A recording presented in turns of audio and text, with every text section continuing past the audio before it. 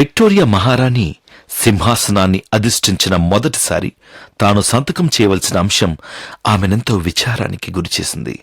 అదేమంటే ఒక సైనికుడి ఉరిశిక్షను ఖరారు చేస్తూ చేయవలసిన సంతకం అది. విక్టోరియాకు తన మొదటి సంతకం అట్టిది కావడం ఆమెకు ఎంతమాత్రం సహించలేకుండా ఉండినది. మరొక్కసారి ఈ విషయాన్ని విచారణకు అప్పగించాలని బద్ధలైన హృదయంతో అంతర్గత మంత్రికి ఆజ్ఞాపించింది.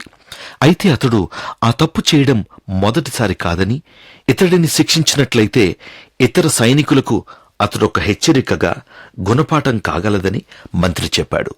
అయితే అతని కుటుంబాన్ని గూర్చి పరిశోధన చేయాలని రాణి మంత్రికి ఆజ్ఞాపించింది. శిక్షార్హుడైన సైనికుడి కుటుంబంపై పరిశోధనలు జరిపి నివేదికను తెప్పించాడు మంత్రి.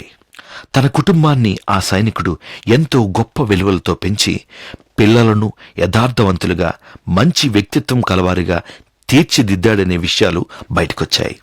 తన మొదటి సంతకంతో శిక్షార్హుడైన సైనికుణ్ణి విక్టోరియా విడుదల చేసింది.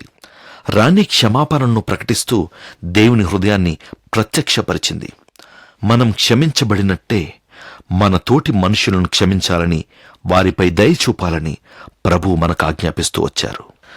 ఇతరులు మనల్ని క్షమించాలని, మనపై దయ చూపాలని మనం సాధారణంగా ఆశిస్తాం. కానీ మనం ఆ విధంగా చేయవలసొచ్చినప్పుడు సానుకూలంగా ఉండం. అది మన అపరిపక్వత. ఏది తప్పు ఏది ఒప్పు అని తర్జనా భర్జన పడడం మనల్ని పైమెట్టుకు నడిపించదు. ఎంత కష్టమైనా ఇతరులను క్షమించడానికి నిర్ణయించుకుంటే అట్టిది క్రీస్తు మాదిరి కాగలదు. మనం ఇతరులను క్షమిద్దామా?